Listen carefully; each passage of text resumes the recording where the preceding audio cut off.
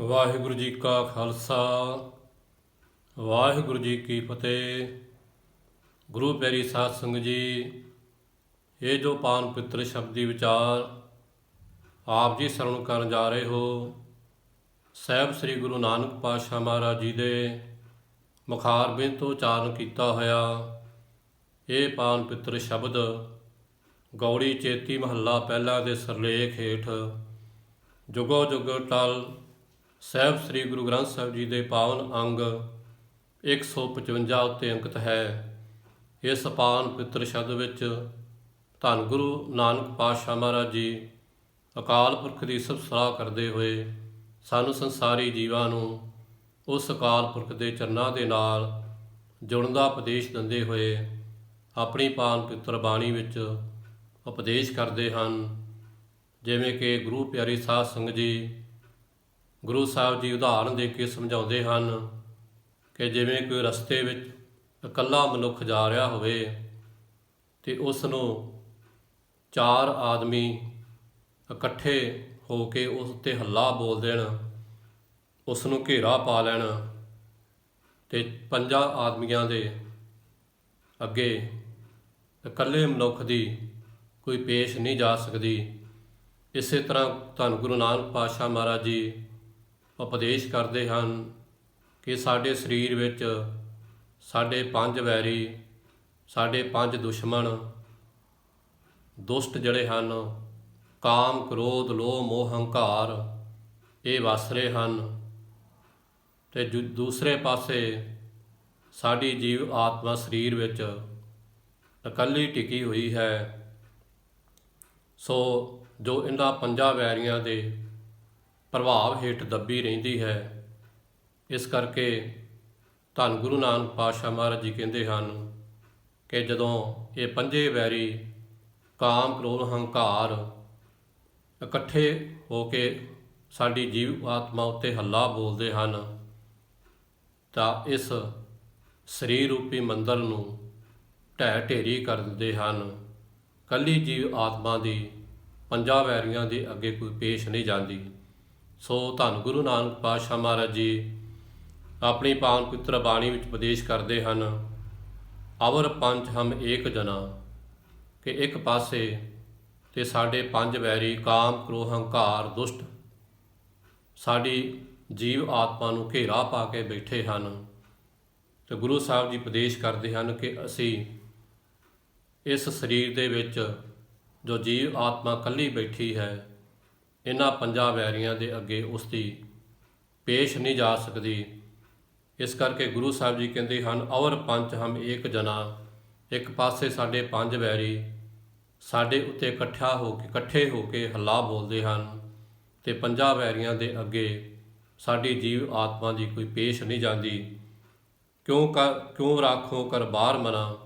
ਇਸ ਕਰਕੇ ਗੁਰੂ ਸਾਹਿਬ ਜੀ ਉਪਦੇਸ਼ ਕਰਦੇ ਹਨ, ਅਵਰ ਪੰਚ ਹਮ ਏਕ ਜਨਾ, ਕਿਉਂ ਰਾਖੋ ਕਰ ਬਾਹਰ ਮਨਾ, ਕਿ ਪ੍ਰਭੂ ਇਹਨਾਂ ਪੰਜਾਂ ਵੈਰੀਆਂ ਤੋਂ ਬਚਣ ਵਾਸਤੇ ਮੈਂ ਅੰਤਰ ਆਤਮੇ ਹਿਰਦੇ ਵਿੱਚ ਅਤੇ ਬਾਹਰੀ ਤੌਰ 'ਤੇ ਇਹਨਾਂ ਪੰਜਾਂ ਵੈਰੀਆਂ ਤੋਂ ਆਪਣੇ ਆਪ ਨੂੰ ਕਿਸ ਤਰ੍ਹਾਂ ਬਚਾ ਸਕਦਾ ਹਾਂ।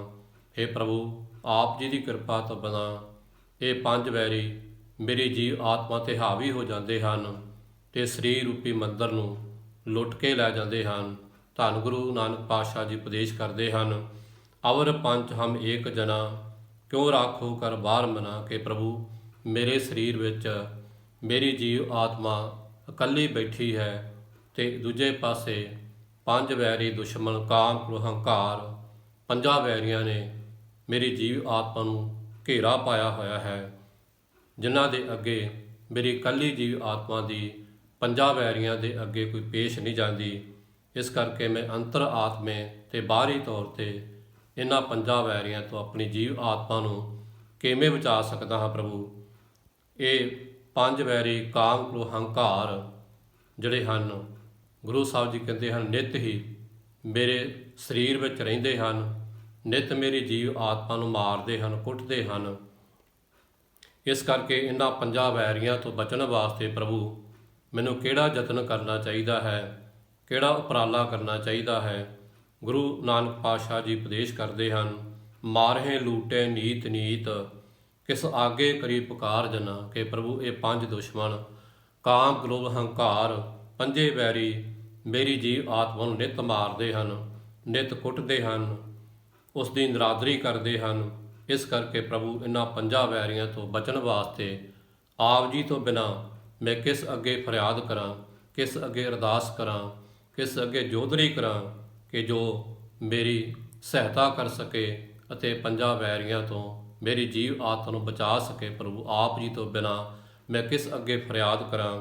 ਮਾਰੇ ਲੂਟੇ ਨੀਤ ਨੀਤ, ਕਿਸ ਆਗੇ ਕਰੀ ਪੁਕਾਰ ਜਨਾ। ਕਿ ਇਹ ਪ੍ਰਭੂ ਇਹ ਪੰਜੇ ਵੈਰੀ ਦੁਸ਼ਮਣ ਕਾਮ, ਕ੍ਰੋਧ, ਹੰਕਾਰ ਨਿਤ ਮੇਰੀ ਜੀਵ ਆਤਮਾ ਨੂੰ ਮਾਰਦੇ ਹਨ, ਕੁੱਟਦੇ ਹਨ।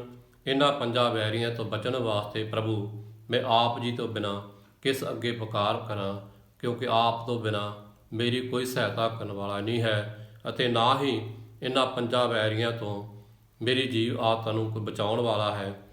ਧੰਨ ਗੁਰੂ ਨਾਨਕ ਪਾਤਸ਼ਾਹ ਮਹਾਰਾਜ ਜੀ ਰਹਾਉ ਵਾਲੀ ਪੰਕਤੀ 'ਚ ਉਪਦੇਸ਼ ਕਰਦੇ ਹਨ ਕਿ ਭਾਈ ਜੇ ਪੰਜਾਂ ਵੈਰੀਆਂ ਤੋਂ ਬਚਣਾ ਹੈ, ਆਪਣੀ ਜੀਵ ਆਤਮਾ ਨੂੰ ਬਚਾਉਣਾ ਹੈ, ਜਨਮ ਮਰਨ ਦੇ ਦੁੱਖ ਤੋਂ ਰਹਿਤ ਹੋਣਾ ਹੈ, ਤਾਂ ਧੰਨ ਗੁਰੂ ਨਾਨਕ ਪਾਤਸ਼ਾਹ ਜੀ ਰਹਾਉ ਵਾਲੀ ਪੰਕਤੀ 'ਚ ਉਪਦੇਸ਼ ਕਰਦੇ ਹਨ, ਸ੍ਰੀ ਰਾਮ ਨਾਮਾ ਉਚਰ ਮਨਾ। ਕਿ ਭਾਈ ਸ੍ਰੀ ਰਾਮ ਅਕਾਲ ਪੁਰਖ ਦਾ ਨਾਮ ਉਚਾਰਿਆ ਕਰ, ਸਿਮਰਨ ਕਰਿਆ ਕਰ, ਉਹਦੀ ਬੰਦਗੀ ਕਰਿਆ ਕਰ, ਉਹਦੇ ਨਾਲ ਸੁਰਤ ਜੋੜਿਆ ਕਰ। ਇਸ ਕਰਕੇ ਤੂੰ ਪੰਜਾਂ ਵੈਰੀਆਂ ਤੋਂ, ਕਾਮ, ਕ੍ਰੋਧ, ਹੰਕਾਰ ਤੋਂ ਬਚ ਸਕਦਾ ਹੈ, ਇਹਨਾਂ ਦੇ ਪ੍ਰਭਾਵ ਤੋਂ ਤਾਂ ਤੂੰ ਬਚ ਸਕਦਾ ਹੈ ਕਿ ਜੇ ਤੂੰ ਅਕਾਲ ਪੁਰਖ ਦਾ ਸਿਮਰਨ ਕਰੇ, ਉਹਦਾ ਮਾਨ ਸਤਿਕਾਰ ਕਰੇ, ਉਹਦੀ ਆਗਿਆ ਵਿੱਚ ਰਹਿ ਕੇ, ਉਹਦੇ ਭਾਣੇ ਵਿੱਚ ਰਹਿ ਕੇ, ਉਹਦੀ ਰਜ਼ਾ ਵਿੱਚ ਰਹਿ ਕੇ, ਉਹਦੇ ਹੁਕਮ ਅਨੁਸਾਰੀ ਹੋ ਕੇ ਆਪਣਾ ਜੀਵਨ ਜੀਵੇ। ਤਾਂ ਧੰਨ ਗੁਰੂ ਨਾਨਕ ਪਾਤਸ਼ਾਹ ਜੀ ਕਹਿੰਦੇ ਹਨ ਨਿੱਤ ਹੀ ਪ੍ਰਭੂ ਦਾ ਨਾਮ ਜਿਹੜਾ ਉਚਾਰਨਾ ਚਾਹੀਦਾ ਹੈ। ਇਹਨਾਂ ਪੰਜਾਂ ਵੈਰੀਆਂ ਤੋਂ ਬਚਣ ਵਾਸਤੇ ਸਾਨੂੰ ਅਕਾਲ ਪੁਰਖ ਦਾ ਸਿਮਰਨ ਬੰਦਗੀ ਕਰਦੇ ਰਹਿਣਾ ਚਾਹੀਦਾ ਹੈ। ਗੁਰੂ ਸਾਹਿਬ ਜੀ ਉਪਦੇਸ਼ ਕਰਦੇ ਹਨ, ਸ੍ਰੀ ਰਾਮ ਨਾਮਾ ਉਚਰ ਮਨਾ, ਆਗੇ ਜੰਮਦਲ ਬਿਖਮ ਕਨਾ। ਹੇ ਭਾਈ ਜੇ ਪੰਜਾਂ ਵੈਰੀਆਂ ਤੋਂ ਬਚਣਾ ਹੈ ਤੇ ਸਦਾ ਮੇਰੇ ਅਕਾਲ ਪੁਰਖ ਦਾ ਨਾਮ ਉਚਾਰਿਆ ਕਰ, ਸਿਮਰਨ ਕਰਿਆ ਕਰ, ਬੰਦਗੀ ਕਰਿਆ ਕਰ। ਨਹੀਂ ਤੇ ਨਾਮ ਸਿਮਰਨ ਤੋਂ ਬਿਨਾਂ ਆਗੇ ਜੰਮਦਲ ਬਿਖਮ ਕਨਾ। ਅੱਗੇ ਜਦੋਂ ਪਰਲੋਕ ਰੂਪੀ ਘਰ ਵਿੱਚ ਜਾਣਾ ਹੈ, ਇਹ ਸਰੀਰ ਛੱਡ ਕੇ ਸਾਡੀ ਜੀਵ ਆਤਮਾ ਇਕੱਲੀ ਨੇ ਪਰਲੋਕ ਰੂਪੀ ਘਰ ਵਿੱਚ ਪਹੁੰਚਣਾ ਹੈ, ਤਾਂ ਧੰਨ ਗੁਰੂ ਨਾਨਕ ਪਾਤਸ਼ਾਹ ਜੀ ਕਹਿੰਦੇ ਹਨ ਅੱਗੇ ਰਸਤੇ ਦੇ ਵਿੱਚ ਬਹੁਤ ਭਾਰੀ ਜੰਮਾਂ ਦਾ ਦਲ ਹੋਵੇਗਾ, ਜੰਮਾਂ ਦੀ ਫੌਜ ਹੋਵੇਗੀ, ਜੋ ਬਹੁਤ ਹੀ ਰਸਤਾ ਬਿਖਮ ਤੇ ਡਰਾਉਣਾ ਹੋਵੇਗਾ। ਇਹਨਾਂ ਪੰਜਾਂ ਵੈਰੀਆਂ ਤੋਂ ਬਚਣ ਵਾਸਤੇ ਤੇ ਧੰਨ ਗੁਰੂ ਨਾਨਕ ਪਾਤਸ਼ਾਹ ਕਹਿੰਦੇ ਭਾਈ ਤੂੰ ਪ੍ਰਭੂ ਦਾ ਨਾਮ ਜਪਿਆ ਕਰ, ਸਿਮਰਨ ਕਰਿਆ ਕਰ। ਜੇ ਤੇਰਾ ਨਾਮ ਰੂਪੀ ਧਨ ਤੇਰੇ ਪੱਲੇ ਹੋਵੇਗਾ ਤਾਂ ਪੰਜ ਵੈਰੀ ਤੇਰਾ ਰਸਤਾ ਨਹੀਂ ਰੋਕ ਸਕਣਗੇ। ਜਿਵੇਂ ਗੁਰੂ ਸਾਹਿਬ ਜੀ ਬਾਣੀ ਵਿੱਚ ਉਪਦੇਸ਼ ਕਰਦੇ ਹਨ, ਪੁਰਸ ਲਾਤ ਕਾ ਪੰਥ ਦਹੇਲਾ, ਸੰਗ ਨਾ ਸਾਥੀ ਗਮਨ ਅਕੇਲਾ। ਕਿ ਜਿਹੜੀ ਜੀਵ ਆਤਮਾ ਨੂੰ ਜਦੋਂ ਪਰਲੋਕ ਰੂਪੀ ਘਰ ਵਿੱਚ ਜਾਣਾ ਪੈਂਦਾ ਹੈ ਤਾਂ ਉਸ ਨੂੰ ਇੱਕ ਅਗਨੀ ਦੇ ਪੁਲ ਉੱਪਰੋਂ ਦੀ ਲੰਘਣਾ ਪੈਂਦਾ ਹੈ, ਜਿੱਥੇ ਉਹਦਾ ਪ੍ਰਮਾਤਮਾ ਤੋਂ ਬਿਨਾਂ ਕੋਈ ਸੰਗੀ ਸਾਥੀ ਨਹੀਂ ਹੁੰਦਾ। ਪੁਰਸ ਲਾਤ ਕਾ ਪੰਥ ਦਹੇਲਾ, ਸੰਗ ਨਾ ਸਾਥੀ ਗਮਨ ਅਕੇਲਾ। ਜੋ ਬੜਾ ਦੁਖਦਾਈ ਰਸਤਾ ਹੈ, ਮਾਨੋ ਕੋ ਅਗਨੀ ਦਾ ਪੁਲ ਹੈ ਅਤੇ ਅੱਗ ਬਲ ਰਹੀ ਹੈ, ਉਹਦੇ ਉੱਤੋਂ ਦੀ ਲੰਘ ਕੇ ਜੀਵ ਆਤਮਾ ਨੂੰ ਪਰਲੋਕ ਰੂਪੀ ਘਰ ਜਾਣਾ ਪੈਂਦਾ ਹੈ, ਜਿੱਥੇ ਉਹਦਾ ਪ੍ਰਭੂ ਤੋਂ ਬਿਨਾਂ ਕੋਈ ਸਹਾਇਕ ਨਹੀਂ ਹੁੰਦਾ। ਇਸ ਕਰਕੇ ਗੁਰੂ ਸਾਹਿਬ ਜੀ ਕਹਿੰਦੇ ਨੇ ਭਾਈ ਜੇ ਪੰਜਾਂ ਵੈਰੀਆਂ ਦੀ ਮਾਰ ਤੋਂ ਬਚਣਾ ਹੈ ਤੇ ਪ੍ਰਲੋਕ ਰੂਪੀ ਘਰ ਵਿੱਚ ਸੁਖਾਲੇ ਹੋ ਕੇ ਜਾਣਾ ਹੈ, ਤੇ ਧੰਨ ਗੁਰੂ ਨਾਨਕ ਪਾਤਸ਼ਾਹ ਜੀ ਕਹਿੰਦੇ ਹਨ ਸ੍ਰੀ ਰਾਮ ਨਾਮਾ ਉਚਰ ਮਨਾ। ਕਿ ਪ੍ਰਭੂ ਹੇ ਪ੍ਰਭੂ ਭਾਈ ਪ੍ਰਭੂ ਦਾ ਨਾਮ ਜਪਿਆ ਕਰ, ਸਿਮਰਨ ਕਰਿਆ ਕਰ। ਨਹੀਂ ਤੇ ਨਾਮ ਸਿਮਰਨ ਤੋਂ ਬਿਨਾਂ ਪ੍ਰਲੋਕ ਰੂਪੀ ਘਰ ਵਿੱਚ ਜਾਂਦਿਆਂ ਅੱਗੇ ਬਹੁਤ ਜਮਾਂ ਦਾ ਭਾਰੀ ਦਲ ਖੜਾ ਹੋਵੇਗਾ, ਜੋ ਰਸਤਾ ਬੜਾ ਡਰਾਉਣਾ ਹੋਵੇਗਾ, ਅਤੇ ਉਸ ਰਸਤੇ ਤੋਂ ਲੰਘਣ ਵਾਸਤੇ ਇਹ ਪੰਜ ਵੈਰੀ ਕਾਮ, ਹੰਕਾਰ ਸਾਡੇ ਉੱਤੇ ਹਾਵੀ ਹੋਣਗੇ, ਅਤੇ ਜਿਸ ਕਰਕੇ ਜਮਾਂ ਦਾ ਬਹੁਤ ਭਾਰੀ ਦਲ ਜਿਹੜਾ ਹੈ ਉਹ ਸਾਡਾ ਰਸਤਾ ਰੋਕ ਲਵੇਗਾ। ਜੇ ਸਾਡੇ ਪਾਸ ਨਾਮ ਰੂਪੀ ਧਨ ਹੋਵੇਗਾ, ਨਾਮ ਦਾ ਪ੍ਰਵਾਨਾ ਹੋਵੇਗਾ, ਰਾਹਦਾਰੀ ਹੋਵੇਗੀ, ਤੇ ਇਸ ਕਰਕੇ ਸਾਡਾ ਕੋਈ ਰਸਤਾ ਨਹੀਂ ਰੋਕ ਸਕੇਗਾ, ਅਸੀਂ ਸਿੱਧੇ ਅਕਾਲ ਪੁਰਖ ਦੇ ਘਰ ਵਿੱਚ ਪਹੁੰਚ ਜਾਵਾਂਗੇ। ਧੰਨ ਗੁਰੂ ਨਾਨਕ ਪਾਤਸ਼ਾਹ ਜੀ ਕਹਿੰਦੇ ਹਨ ਕਿ ਭਾਈ ਜਦੋਂ ਮਾਤਾ ਦੇ ਗਰਭ ਸਥਾਨ 'ਤੇ ਸਾਡੇ ਸਰੀਰ ਦੀ ਬਣਤਰ ਬਣਦੀ ਹੈ ਤੇ ਧੰਨ ਗੁਰੂ ਨਾਨਕ ਪਾਤਸ਼ਾਹ ਕਹਿੰਦੇ ਹਨ, ਜਦੋਂ ਸਾਡਾ ਸਰੀਰ ਰੂਪੀ ਮੱਠ ਘੜਿਆ ਜਾਂਦਾ ਹੈ ਤੇ ਉੱਥੇ ਮਾਤਾ ਦੇ ਗਰਭ ਸਥਾਨ ਤੇ ਜਦੋਂ ਸਰੀਰ ਦੀ ਬਣਤਰ ਬਣਦੀ ਹੈ, ਸਭ ਤੋਂ ਪਹਿਲਾਂ ਪਰਮਾਤਮਾ ਸਾਡੇ ਸਰੀਰ ਨੂੰ ਸਾਡਾ ਮੁੱਖ ਲਾਉਂਦਾ ਹੈ, ਜਿਸ ਨੂੰ ਗੁਰੂ ਸਾਹਿਬ ਜੀ ਸਾਡੇ ਸਰੀਰ ਦਾ ਮੁੱਖ ਦਰਵਾਜ਼ਾ ਕਹਿੰਦੇ ਹਨ। ਜਿਸ ਮੁੱਖ ਰੂਪੀ ਦਰਵਾਜ਼ੇ ਰਾਹੀਂ ਅਸੀਂ ਸੰਸਾਰ ਉੱਤੇ ਪੈਦਾ ਹੋ ਕੇ 36 ਪ੍ਰਕਾਰ ਦੇ ਭੋਜਨ ਛਕਦੇ ਹਾਂ, ਅਨੇਕਾਂ ਪ੍ਰਕਾਰ ਦੇ ਫਲ ਫਰੂਟ ਛਕਦੇ ਹਾਂ। ਧੰਨ ਗੁਰੂ ਨਾਨਕ ਪਾਤਸ਼ਾਹ ਜੀ ਕਹਿੰਦੇ ਹਨ, ਉਸਾਰ ਮੜੋਲੀ ਰਾਖੇ ਦੁਆਰਾ ਭੀਤਰ ਬੈਠੀ ਸਾਧਨਾ। ਭੀਤਰ ਵਿਚਕਾਰ ਨੂੰ ਕਹਿੰਦੇ ਹਨ ਕਿ ਉਸ ਅਕਾਲ ਪੁਰਖ ਨੇ ਜਦੋਂ ਮਾਤਾ ਦੇ ਗਰਭ ਸਥਾਨ ਤੇ ਸਾਡੇ ਸਰੀਰ ਦੀ ਬਣਤਰ ਬਣਾਈ ਤਾਂ ਭਾਈ ਉਦੋਂ ਮੱਠ ਘੜਿਆ ਜਿਹੜਾ, ਉਦੋਂ ਸਾਡੇ ਸਰੀਰ ਨੂੰ ਮੁੱਖ ਦਰਵਾਜ਼ਾ ਸਾਡਾ ਮੁੱਖ ਲਾਇਆ ਹੈ ਤੇ ਸਰੀਰ ਦੇ ਵਿਚਕਾਰ ਜੀਵ ਆਤਮਾ ਬੈਠੀ ਹੈ। ਗੁਰੂ ਸਾਹਿਬ ਜੀ ਕਹਿੰਦੇ ਹਨ, ਉਸਾਰ ਮੜੋਲੀ ਰਾਖੇ ਦੁਆਰਾ ਭੀਤਰ ਬੈਠੀ ਸਾਧਨਾ। ਭੀਤਰ ਵਿਚਕਾਰ ਨੂੰ ਕਹਿੰਦੇ ਹਨ ਧਨਾ। ਜੀਵ ਆਤਮਾ ਨੂੰ ਕਿਹਾ ਗਿਆ ਹੈ ਕਿ ਇਹ ਸਾਡਾ ਸਰੀਰ ਜੀਵ ਇਸਤਰੀ ਹੈ। ਪਤੀ ਪਰਮੇਸ਼ਰ ਅਕਾਲ ਪੁਰਖ ਜਿਹੜਾ ਹੈ ਉਹ ਸਾਡਾ ਪਤੀ ਹੈ। ਧੰਨ ਗੁਰੂ ਨਾਨਕ ਪਾਤਸ਼ਾਹ ਜੀ ਕਹਿੰਦੇ ਹਨ, ਪਰਮਾਤਮਾ ਨੇ ਮਾਤਾ ਦੇ ਗਰਭ ਸਥਾਨ ਤੇ ਜਦੋਂ ਸਰੀਰ ਦੀ ਬਣਤਰ ਬਣਾਈ ਹੈ, ਮੱਠ ਘੜਿਆ ਹੈ ਤੇ ਸਾਡੇ ਸਰੀਰ ਨੂੰ ਭਾਈ ਮੁੱਖ ਦਰਵਾਜ਼ਾ ਲਾਇਆ ਹੈ। ਸਰੀਰ ਦੇ ਵਿਚਕਾਰ ਸਾਡੀ ਜੀਵ ਆਤਮਾ ਬੈਠੀ ਹੈ। ਧੰਨ ਗੁਰੂ ਨਾਨਕ ਪਾਤਸ਼ਾਹ ਜੀ ਉਪਦੇਸ਼ ਕਰਦੇ ਹਨ ਕਿ ਅੰਮ੍ਰਿਤ ਕੇਲ ਕਰੇ ਨਿਤ ਕਾਮਨ ਅਵਰੁਟੇ ਸੋ ਪੰਜ ਜਨਾ। ਅੰਮ੍ਰਿਤ ਕਹਿੰਦੇ ਮਿਰਤੂ ਤੋਂ ਰਹਿਤ ਹੋ ਜਾਣਾ, ਕੇਲ ਕਹਿੰਦੇ ਕੇਲਾਂ ਕਰਨੀਆਂ, ਖੁਸ਼ੀਆਂ ਮਨਾਉਣੀਆਂ। ਜਿਵੇਂ ਧੰਨ ਬਾਬਾ ਫਰੀਦ ਜੀ ਆਪਣੀ ਬਾਣੀ ਉਪਦੇਸ਼ ਕਰਦੇ ਹਨ, ਫਰੀਦਾ ਦਰਿਆਵੇ ਕੰਨੇ ਬਗਲਾ ਬੈਠਾ ਕੇਲ ਕਰੇਂਦੇ ਹੰਝ ਨੂੰ ਅਚਿੰਤੇ ਬਾਜ ਪਏ ਤਿਸ ਰੱਬ ਦੇ ਕੇਲਾਂ ਵਿਸਰੀਆਂ ਜੋ ਮਨ ਚੇਤਨਾ ਚੇਤੇ ਸਨ ਸੋ ਗਾਲੀ ਰੱਬ ਕੀਆਂ। ਕਿ ਜਿਸ ਤਰ੍ਹਾਂ ਭਾਈ ਦਰਿਆ ਦੇ ਕੰਢੇ ਤੇ ਬਗਲਾ ਇੱਕ ਲੱਤ ਤੇ ਭਾਰ ਸ਼ਿਕਾਰ ਦੀ ਭਾਰ ਵਿੱਚ ਬੈਠਾ ਹੁੰਦਾ ਹੈ, ਉਸ ਨੂੰ ਇਹ ਨਹੀਂ ਪਤਾ ਕਿ ਪ੍ਰਭੂ ਦੇ ਭੇਜੇ ਹੋਏ ਜਮਰਾਜ ਰੂਪੀ ਬਾਜ ਕਦੋਂ ਉਹਦੇ ਉੱਤੇ ਟੁੱਟ ਕੇ ਪੈ ਜਾਣਗੇ ਤਾਂ ਉਸ ਨੂੰ, ਉਸ ਦੀ ਜੀਵ ਆਤਮਾ ਨੂੰ ਸਰੀਰ ਵਿੱਚੋਂ ਕੱਢ ਕੇ ਲੈ ਜਾਣਗੇ। ਧੰਨ ਗੁਰੂ ਨਾਨਕ ਪਾਤਸ਼ਾਹ ਜੀ ਕਹਿੰਦੇ ਹਨ, ਇਸੇ ਤਰ੍ਹਾਂ ਭਾਈ ਜੀਵ ਆਤਮਾ ਜਿਹੜੀ ਹੈ ਉਹ ਸਾਡੇ ਸਰੀਰ ਦੇ ਵਿਚਕਾਰ ਬੈਠੀ ਹੈ। ਮਨੁੱਖ ਨੇ ਆਪਣੇ ਆਪ ਨੂੰ ਮਿਰਤੂ ਤੋਂ ਰਹਿਤ ਸਮਝ ਲਿਆ ਹੈ ਕਿ ਮੈਨੂੰ ਮੌਤ ਨਹੀਂ ਆ ਸਕਦੀ, ਮੈਂ ਸਦਾ ਵਾਸਤੇ ਜੀਵਤ ਰਹਿ ਸਕਦਾ ਹਾਂ ਸੰਸਾਰ ਉੱਤੇ।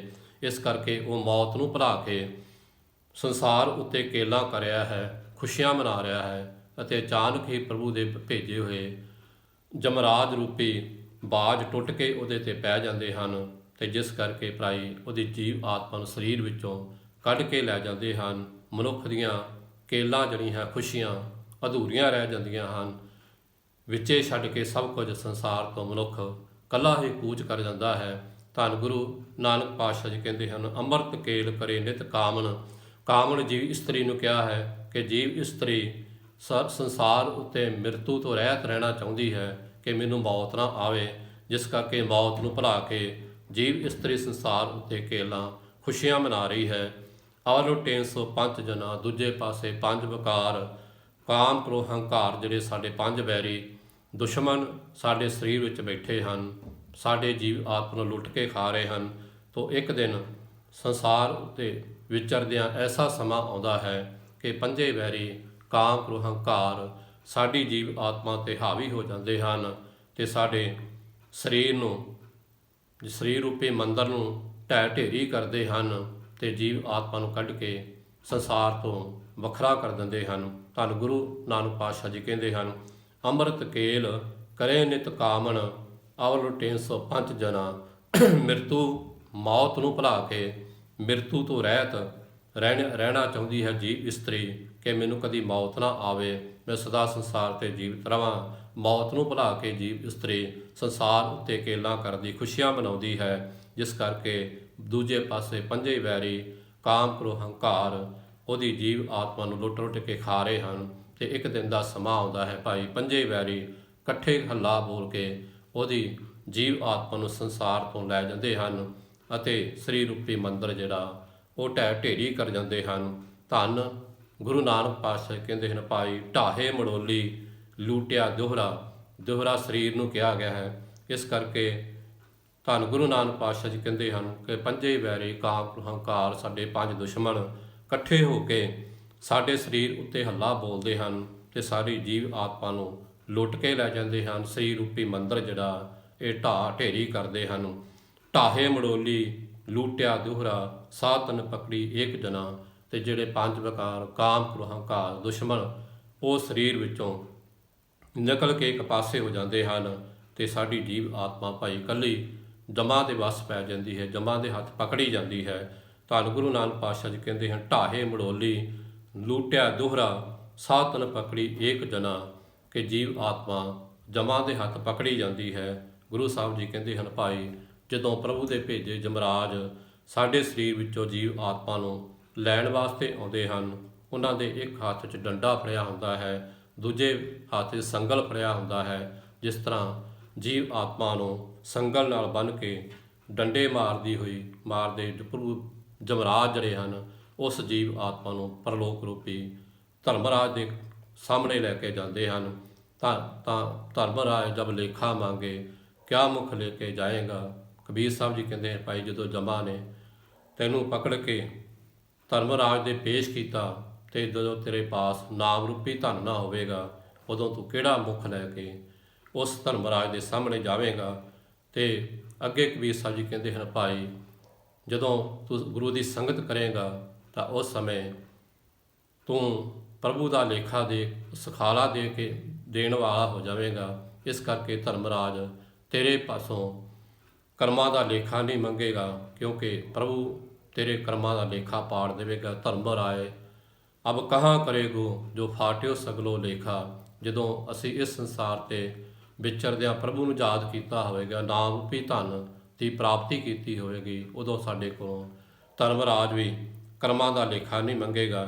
ਗੁਰੂ ਸਾਹਿਬ ਜੀ ਕਹਿੰਦੇ ਹਨ ਭਾਈ ਜਦੋਂ ਸੰਸਾਰ ਉੱਤੇ ਬੇਮੁਖੀ ਜੀਵਾਂ ਤੋਂ ਨਾਮ ਤੋਂ ਸਖਣੇ ਜੀਵਾਂ ਨੂੰ ਪ੍ਰਭੂ ਦੇ ਭੇਜੇ ਜਮਰਾਜ ਲੈਣ ਵਾਸਤੇ ਆਉਂਦੇ ਹਨ ਤੇ ਉਹਨਾਂ ਦੇ ਹੱਥ 'ਚ ਇੱਕ ਡੰਡਾ ਦੂਜੇ ਹੱਥ ਸੰਗਲ ਫੜਿਆ ਹੁੰਦਾ ਹੈ, ਜਿਸ ਨਾਲ ਭਾਈ ਜੀਵ ਆਪ ਨੂੰ ਬੰਨ੍ਹ ਕੇ ਅੱਗੇ ਲਾ ਕੇ ਤੁਰ ਪੈਂਦੇ ਹਨ।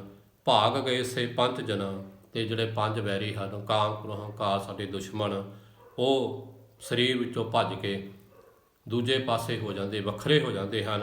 ਜਮ ਡੰਡਾ ਕਰ ਸੰਗਲ ਪੜਿਆ ਭਾਗ ਗਏ ਸੇ ਪੰਜ ਜਨਾ। ਜਮਾਂ ਦੇ ਹੱਥ 'ਚ ਡੰਡਾ ਹੋਵੇਗਾ, ਇੱਕ ਸੰਗਲ ਹੋਵੇਗਾ, ਤਾਂ ਜੀਵ ਆਪ ਨੂੰ ਬੰਨ੍ਹ ਕੇ ਲੈ ਕੇ ਅੱਗੇ ਲੈ ਕੇ ਤੁਰ ਪੈਣਗੇ ਤੇ ਪੰਜ ਵੈਰੀ ਪੰਜ ਦੁਸ਼ਮਣ ਕਾਮ ਕ੍ਰੋਧ ਹੰਕਾਰ ਜਿਹੜੇ ਹਨ ਉਹ ਦੂਜੇ ਪਾਸੇ ਭੱਜ ਜਾਣਗੇ, ਜੋ ਉਹਨਾਂ ਦੀ ਪਕੜ ਵਿੱਚ ਨਹੀਂ ਆਉਣਗੇ। ਧੰਨ ਗੁਰੂ ਨਾਨਕ ਪਾਤਸ਼ਾਹ ਜੀ ਕਹਿੰਦੇ ਹਨ ਭਾਈ ਕਾਮਣ ਲੋੜੇ ਸੋਨਾ ਰੂਪਾ ਮਿੱਤਰ ਲੁਟੇਨ ਸੋ ਖਾ ਦਾਤਾ। ਜਿਹੜੀ ਜੀਵ ਇਸਤਰੀ ਹੈ ਮਨੁੱਖ ਦੀ ਘਰ ਵਾਲੀ ਪਤਨੀ ਹੈ ਭਾਈ, ਆਪਣੇ ਪਤੀ ਤੋਂ ਸੋਨੇ ਦੇ ਗਹਿਣੇ ਮੰਗਦੀ ਹੈ, ਕਦੀ ਚਾਂਦੀ ਦੇ ਗਹਿਣੇ ਮੰਗਦੀ ਹੈ। ਕਾਮਣ ਲੋੜੇ ਸੋ ਇਸਤਰੀ ਜਿਹੜੀ ਜੀਵ ਇਸਤਰੀ ਹੈ ਉਹ ਆਪਣੇ ਪਤੀ ਤੋਂ ਕਦੀ ਸੋਨੇ ਦੇ ਗਹਿਣੇ ਰੂਪਾ ਚਾਂਦੀ ਨੂੰ ਕਹਿੰਦੇ ਹਨ, ਕਦੀ ਚਾਂਦੀ ਦੇ ਗਹਿਣੇ ਮੰਗਦੀ ਹੈ। ਤੇ ਮਿੱਤਰ ਰੇਨ ਸੋ ਖਾ ਦਾਤਾ, ਸੱਜਣ ਮਿੱਤਰ ਜਿਹੜੇ ਹਨ ਭਾਈ ਉਹ ਖਾਣ ਪੀਣ ਦੀਆਂ ਵਸਤੂਆਂ ਮੰਗਦੇ ਹਨ।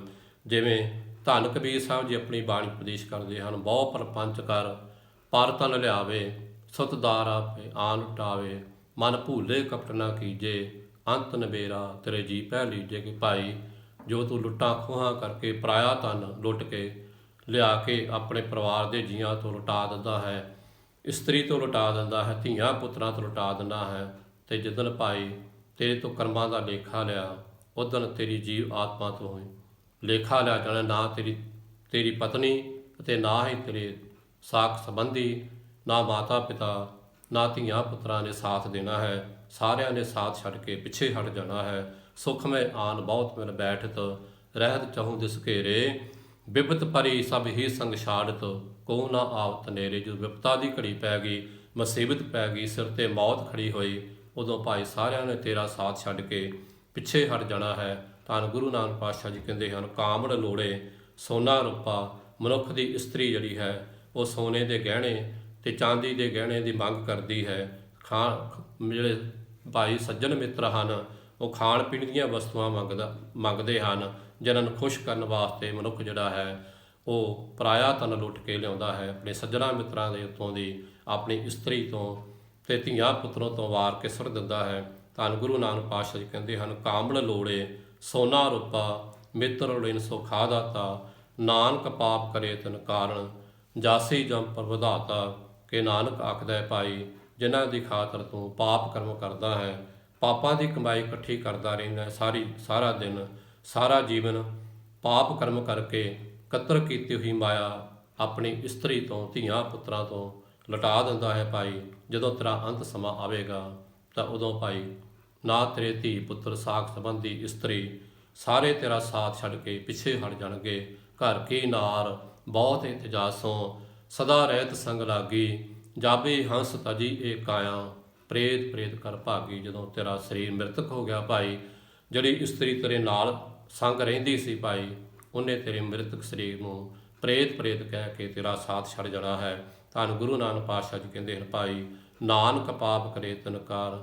ਨਾਨਕ ਆਖਦਾ ਭਾਈ, ਜਿਨ੍ਹਾਂ ਦੀ ਖਾਤਰ ਜੀਵ ਮਨੁੱਖ ਜਿਹੜਾ ਹੈ ਸਾਰਾ ਦਿਨ ਪਾਪ ਕਰਮ ਕਰਦਾ ਹੈ, ਪਾਪਾਂ ਦੀ ਕਮਾਈ ਇਕੱਠੀ ਕਰਦਾ ਰਹਿੰਦਾ ਹੈ ਤੇ ਧੋਖੇ ਧੜੀ ਅਤੇ ਦੂਜਿਆਂ ਨਾਲ ਠੱਗੀਆਂ ਮਾਰ ਕੇ ਲੁੱਟਿਆ ਹੋਇਆ ਧਨ ਜਿਹੜਾ ਆਪਣੇ ਧੀਆਂ ਪੁੱਤਰਾਂ ਤੋਂ ਇਸਤਰੀ ਤੋਂ ਲੁਟਾ ਦਿੰਦਾ ਹੈ। ਜਦੋਂ ਉਹਦਾ ਅੰਤ ਸਮਾਂ ਆਉਂਦਾ ਭਾਈ, ਉਹਦੇ ਸਾਰੇ ਸਾਥ ਛੱਡ ਕੇ ਪਿੱਛੇ ਹਟ ਜਾਂਦੇ ਹਨ। ਨਾਨਕ ਪਾਪ ਕਰੇ ਤਨ ਕਾਰਨ ਜਾਸੀ ਜਮ ਪਰ ਵਧਾਤਾ ਭਾਈ। ਕੱਲਾ ਮਨੁੱਖ ਹੀ ਜਮਾਂ ਦਾ ਬੱਧਾ ਹੋਇਆ ਸੰਸਾਰ ਤੋਂ ਕੂਚ ਕਰ ਜਾਂਦਾ ਹੈ। ਜਿਨ੍ਹਾਂ ਜੀਵਾਂ ਦੀ ਖਾਤਰ ਮਨੁੱਖ ਪਾਪ ਕਰਮ ਕਰਕੇ ਮਾਇਆ ਇਕੱਤਰ ਕਰਕੇ ਉਹਨਾਂ ਤੋਂ ਲੁਟਾਉਂਦਾ ਰਿਹਾ ਹੈ, ਉਹ ਹੁਣ ਅੰਤ ਸਮੇਂ ਭਾਈ ਉਹਦਾ ਕੋਈ ਸੰਗੀ ਸਾਥੀ ਨਹੀਂ ਹੈ। ਸਾਰੇ ਸਾਥ ਛੱਡ ਕੇ ਪਿੱਛੇ ਹਟ ਜਾਂਦੇ ਹਨ। ਧੰਨ ਗੁਰੂ ਨਾਨਕ ਪਾਤਸ਼ਾਹ ਜੀ ਕਹਿੰਦੇ ਨੇ ਭਾਈ, ਨਾਨਕ ਪਾਪ ਕਰੇ ਤਨ ਕਾਰਨ ਜਾਸੀ ਜਮ ਪਰ ਵਧਾਤਾ। ਜਿਨ੍ਹਾਂ ਦੀ ਖਾਤਰ ਮਨੁੱਖ ਨੇ ਸਾਰਾ ਜੀਵਨ ਪਾਪ ਕਰਮ ਕੀਤੇ ਹਨ, ਪਾਪਾਂ ਦੀ ਕਮਾਈ ਇਕੱਠੀ ਕਰਕੇ ਧੀਆਂ ਪੁੱਤਰਾਂ ਸਾਕ ਸੰਬੰਧੀ ਇਸਤਰੀ ਤੋਂ ਲੁਟਾਉਂਦਾ ਰਿਹਾ। ਅੱਜ ਅੰਤ ਸਮੇਂ ਭਾਈ ਪਰਮਾਤਮਾ ਬਿਨਾਂ ਕੋਈ ਵੀ ਉਹਦੀ ਸਹਾਇਤਾ ਕਰਨ ਵਾਲਾ ਨਹੀਂ ਹੈ, ਕਿਉਂਕਿ ਮਨੁੱਖ ਜਿਹੜਾ ਨਾਮ ਸਿਮਰਨ ਤੋਂ ਬਿਨਾਂ ਕੱਲਾ ਹੀ ਜਮਾਂ ਦਾ ਬੱਧਾ ਹੋਇਆ ਜਮਪੁਰੀ ਵਿੱਚ ਦੱਸਿਆ ਜਾਂਦਾ ਹੈ। ਸੋ ਗੁਰੂ ਪਿਆਰੀ ਸਾਧ ਸੰਗਤ ਜੀ, ਆਓ ਸਤਿਗੁਰਾਂ ਦੀ ਪਵਿੱਤਰ ਬਾਣੀ ਦੀ ਵਿਚਾਰ ਹਿਰਦੇ ਰੂਪੀ ਘਰ 'ਚ ਵਸਾ ਕੇ ਸੇਵਾ ਸੁਣ ਕਰਦੇ ਹੋਏ ਆਪਣਾ ਮਨੁੱਖਾ ਜਨ ਸਫਲਾ ਕਰੀਏ। ਸਤਿਗੁਰਾਂ ਦੀ ਪਵਿੱਤਰ ਬਾਣੀ ਦੀ ਵਿਚਾਰ ਕਰਦੇ ਸਮੇਂ ਅਨੇਕਾਂ ਪ੍ਰਕਾਰ ਦੀਆਂ ਗਲਤੀਆਂ ਭੁੱਲਾਂ ਹੋ ਗਈਆਂ ਹੋਣਗੀਆਂ, ਸਾਫ ਸੁਥਰਾ ਸੰਗਤਾਂ ਗੁਰੂ ਸਾਹਿਬਾਨ ਜੀ ਬਖਸ਼ਣਯੋਗ ਹਨ। ਵਾਹਿਗੁਰੂ ਜੀ ਕਾ ਖਾਲਸਾ, ਵਾਹਿਗੁਰੂ ਜੀ ਕੀ ਫਤਿਹ।